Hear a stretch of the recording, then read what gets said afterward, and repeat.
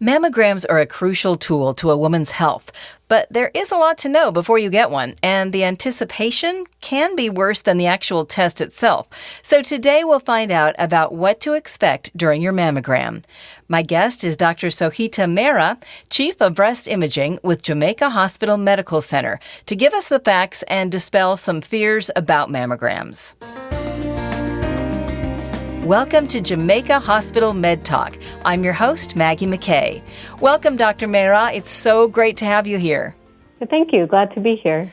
I know before a woman has a mammogram for the first time, it can be scary and they don't know what to expect. So hopefully we can put some of their concerns to rest today and give the facts. So before we begin, maybe you could just start by providing a recommendation about when a woman should receive a mammogram, around what age? In general, women of average risk of developing breast cancer should have a mammogram every year starting at the age of 40. Of course, if you have a history of people in your family having breast cancer at a young age, or if you yourself have received radiation treatment or treatment for another cancer of the chest, you would start earlier, and you can talk to your doctor about those recommendations for early screening. But in general, age 40 and every single year by the American College of Radiology. And in some cases, a woman might notice something during a self-breast exam. So in that case, what do you suggest they do?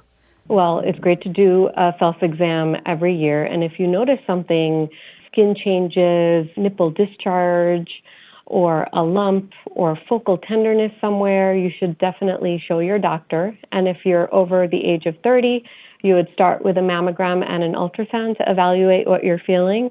And if you're under 30, you'd start with the ultrasound first to evaluate what you're feeling. And what should a woman do to prepare for a mammogram? Well, first things first, if you've had mammograms done elsewhere, make sure you bring them with you. You usually have to give permission to the outside place to make a disc for you that you can take with you when you come for your appointment. And then the other couple things to remember is to wear something where it's easy to remove your top, to wear the gown, and no deodorant or jewelry that can interfere with the quality of pictures that we're going to be taking. And when it comes to the actual exam, what should a patient expect? Is it painful? Well, there is some compression involved. Some women might find it more uncomfortable either before or during their period. And you can try to make your appointment after your period if that's possible, when it's less likely to be tender. And our current machine also doesn't compress more than needed. So it compresses just enough to make our pictures easy to see. I have to say I've never had a comfortable mammogram.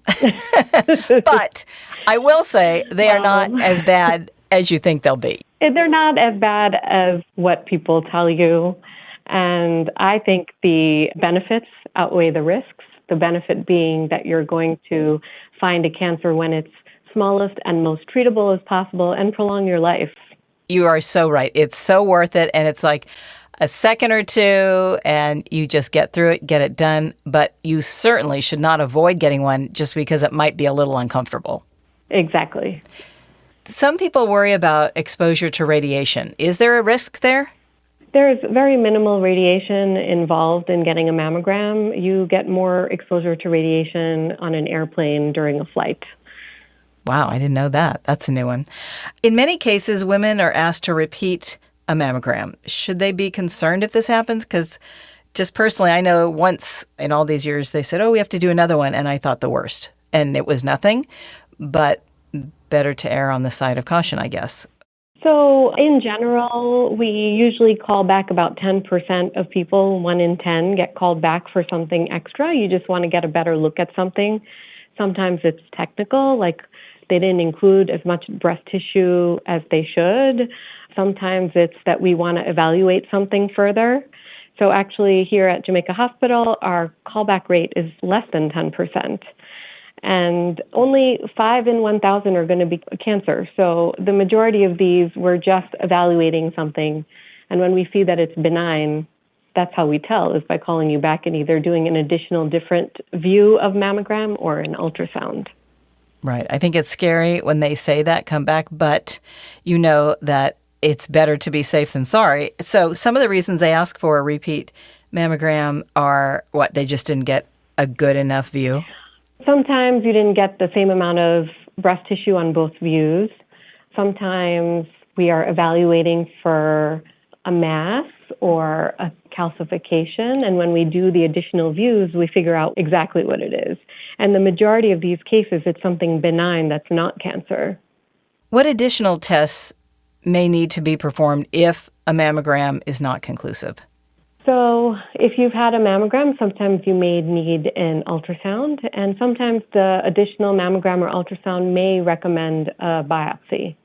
And that is when they take a small piece of tissue and send it to the lab to figure out exactly what is causing that particular appearance. And even in these, 75% of the biopsies performed give you a benign, not cancer result.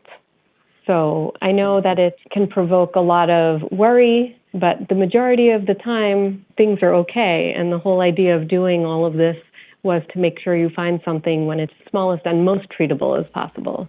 Right. My mantra in life in general, especially for tests like this, is don't worry until you absolutely have to, until you know something's wrong. Because 9 times out of 10, nothing's wrong. They're just being cautious. In the case of mammography, it's much more than 9 out of 10 that nothing is wrong. See, this is very reassuring. Have there been any advancements, doctor, in testing that can reduce the need for repeat tests? Yes, so the 3D mammography that we have at Jamaica and Women's Health Centers takes images that creates a full 3D picture, and that can minimize how many callbacks we ask for because we're getting a better look in different imaging planes. At Jamaica Hospital, we have built a brand new breast imaging suite just dedicated to breast imaging. We have a beautiful waiting area, check-in area. We have a wheelchair-accessible bathroom and changing room.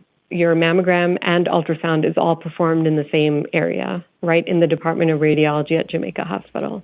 That's wonderful. What great resources. Doctor, anything else you'd like listeners to know before they get their mammogram? Don't delay your screening. We want to see you age 40 and every year after that. Well, thank you so much for joining us today and sharing your expertise on what to expect during a mammogram. It's been reassuring. Dr. Mehra, it's been a pleasure. Thank you so much.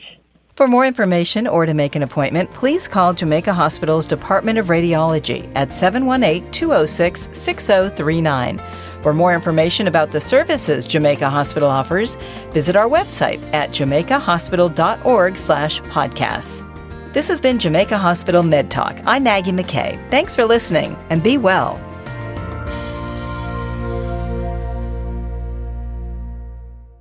All content on this podcast is intended for general information purposes only and is not intended or implied to be a substitute for professional medical advice, diagnosis, or treatment. Please consult a medical professional before adopting any of the suggestions discussed on this podcast.